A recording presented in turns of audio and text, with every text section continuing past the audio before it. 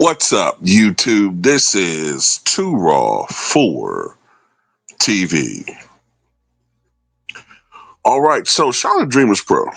All right, so Dreamers Pro did a video, I think it was yesterday, where he was talking about, of course, the list that everybody is up in arms about. And it's the Bleacher Report top 100, their current top 100 NBA players of all time. And of course, the biggest rift that most people have with this list is the placement of Kobe Bean Bryant. Okay, Kobe Bean Bryant, who I think most of us would agree is the closest thing we've ever seen to Michael Jordan, somehow is not even in the top 10, but they felt that it was apropos to put Stephen Curry in the top 10. Meanwhile, and I just want to add this because there's some other observations I have as far as this list. Steph Curry's one-time Splash Brother partner barely cracks the top 100. Jason Tatum cracks the top 100, but not an all-time great like Nate Thurman. Not an all-time great like Walt Bellamy. Also, many of Michael Jordan's compadres, including Scottie Pippen, are cracking the top 30, whereas in other lists, Scottie Pippen was in the 40s or barely making the top 50, whereas LeBron James's teammates are all the way down, or former teammates, the great ones, are all in the 60s, 70s, 80s, and 90s. It's all a sham. It's all a charade, and we all know what the deal is, okay? Most of these people who are affiliated with Bleacher Report, they're in good with ESPN, who is notorious for their Kobe Bryant hate going back a decade. They're notorious for being affiliated with Clutch Sports. We all know what the deal is, all right? But Dreamers Pro brought up an interesting article, all right? And this article comes from 2018. And when I read it, I remembered it, okay? Now, it seems to come from a writer, and it seems to come from back when Bleacher Report was, getting articles, and was printing articles from real basketball fans, and not from what appears to be the more recent trend, which are, I gotta be careful how I say this on YouTube. People who are fanboys who may be being paid to write complimentary articles on a particular player.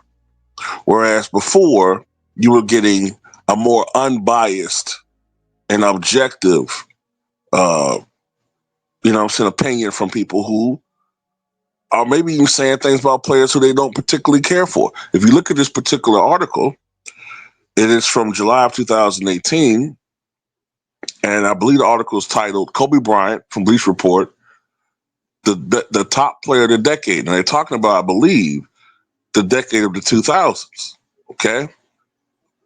And he said that Kobe Bryant is the top player of the decade, not just by the numbers, but by championships, popularity, influence,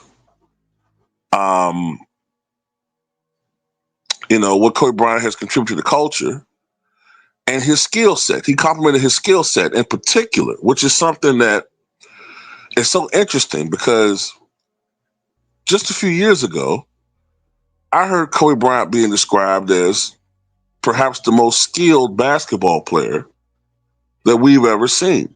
Now all of a sudden they're anointing other people to that category. But this is just an excerpt from the article about it was saying how Michael Jordan added pieces to his game as he got older, the outside shooting, he became a better ball handler, he worked on his post game, etc. But Kobe has carried this further than any player I've ever seen.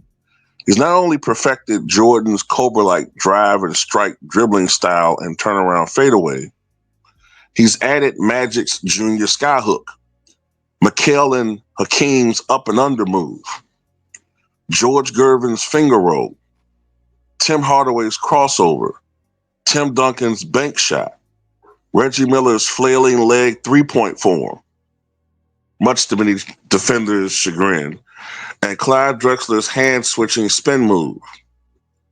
He seems to be able to do all these things with either hand. And he talked about, the person who wrote this article, talked about how Kobe Bryant was a defensive player's nightmare because Kobe had developed so many counters to the great defensive players' defensive attacks that he was the most disliked player for defensive players to have to go against, right? And when you look at the numbers that he averaged in the 2000s, by the way, Kobe Bryant in that decade averaged more than 28 points a game. He averaged nearly 6 rebounds. He averaged over 5 assists. He averaged nearly 2 steals on nearly 46% shooting from the floor, about 34% from three, and over 84% from the line, right? And for those who say, well, 46%, you have to keep in mind that 48% of Kobe's shots in his career came from mid-range, whereas with LeBron James, over half of his shot attempts have come in the paint. Hence why he shoots 50% from the floor, and Kobe Bryant shoots 45% overall for his career. But Kobe was the better shooter. If you go outside of 3 feet,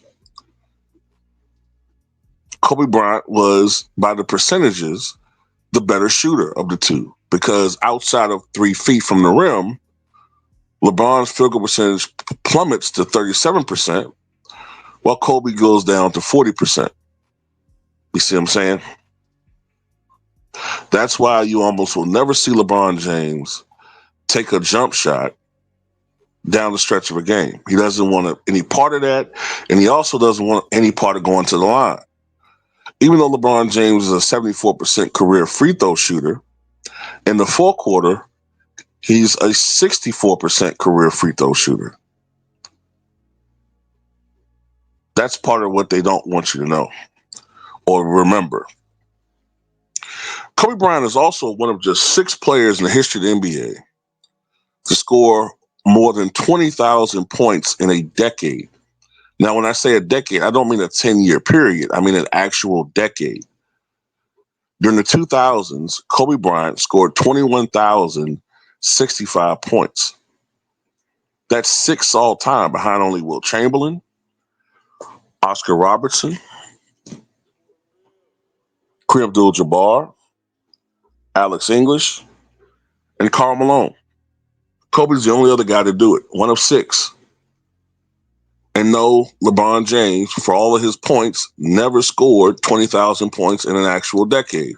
During the 2000 teens, he scored 19,550 points, not 20,000. Also, Kobe Bryant, despite people's best effort and their best attempts to try to nullify his greatness, as I said before, during periods of absences with Shaq, whether it's through injuries or rehab from injuries, Kobe Bryant was doing everything he could to carry the Lakers. I remember a game, I think it was in 2002. It might have been the first year that the Grizzlies moved from Vancouver to Memphis. I remember there was a game where Kobe Bryant had to step up in in Shaq's absence. And this is when Shaq was at his absolute peak, and Kobe was a rising young pup. Kobe went out there and dropped 56 points, which at the time was a career high. He went out there and dominated from an offensive standpoint. All right. He did this time and time again, the 2002 2003 season, when Kobe Bryant was starting to show that he indeed was the best player on that team. Shaq was coasting, and I'm gonna say something about Shaq that I don't like to say all the time, but it's just my observations. I believe Shaq is one of the most dominant players in the history of the NBA, next to Will Chamberlain. Right? That's just my personal opinion. But sometimes Shaq did coast on his physical dominance. He didn't work on his craft like Kobe Bean Bryant. Um, and I get it. A center may not, especially back in those days, had as much to work on from a center position or position aspect as a guard. But we all heard the stories. We all heard the stories of how Shaq sometimes coasted. Shaq would come into training camp almost 400 pounds, have to work his way into shape during the regular season. And he knew that he can get away with doing that because he had Kobe Bryant to lean on. He knew that. He knew that. And Kobe Bryant was kind of getting a little tired of that, you know? The 2002 2003 season when Kobe was averaging 30 points, 7 rebounds, about, I think, 5 or 6 assists, 2 steals, 45% shooting, 38% from 3-point range, about 84%, 85% from the line. He was essentially having an MVP caliber season. Unfortunately, there was still some media perception that he was playing in the shadow of Shaquille O'Neal. But it was a shadow that people were still looking at from the perspective of 2000. But by that point in time, Kobe had emerged as the best player in the NBA.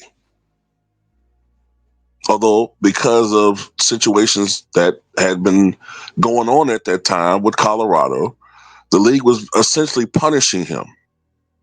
They would not anoint him officially the best player, although our eyes all saw it. There were still some who were trying to, articulate an argument that as late as 2003 and 4, Vince Carter was still the best player in the league when he never really was the best player. So politics do raise and do play a factor in these things. After Kobe Bryant's issues in Colorado, right after the saga of Colorado, let's call it that. After the Malice at the Palace, the NBA was trying to move on and appeal to a certain demographic. They were trying to anoint guys like Dirk Nowitzki and Steve Nash to face the league. Don't get me wrong, Steve Nash was a great player, but Steve Nash was not and never will be in Kobe Bryant's class. I don't care how many MVPs he won.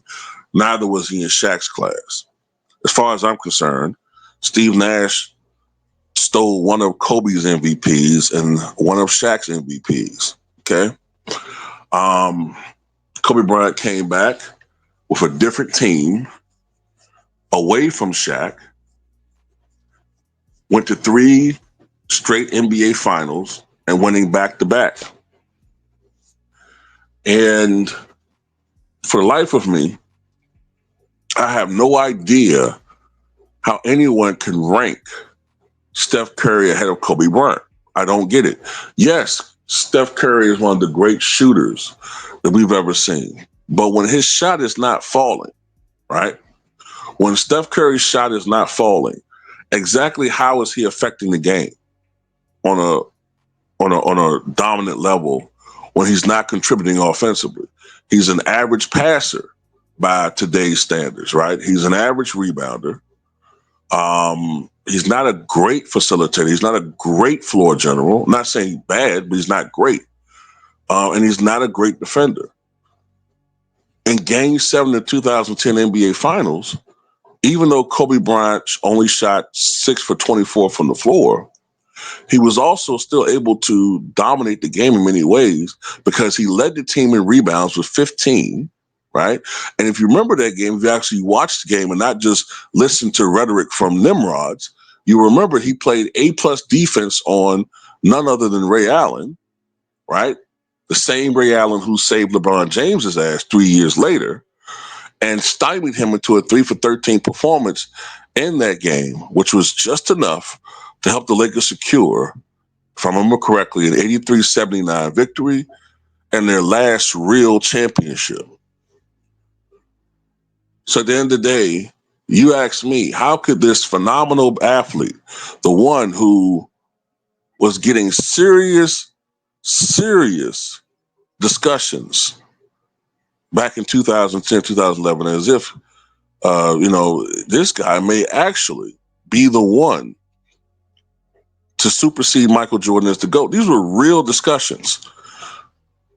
But somehow what happened is a guy who back in those days was only barely cracking the top 35 all time, and LeBron James somehow catapulted in 5 or 6 years to number 2 by a biased Clutch Sports infiltrated the media or the La Media and stole the GOAT debate, which was originally Kobe and Michael, and made it about LeBron versus Mike, a fake debate, man. But anyway, that's all I got to say about it. Tell me what you guys think.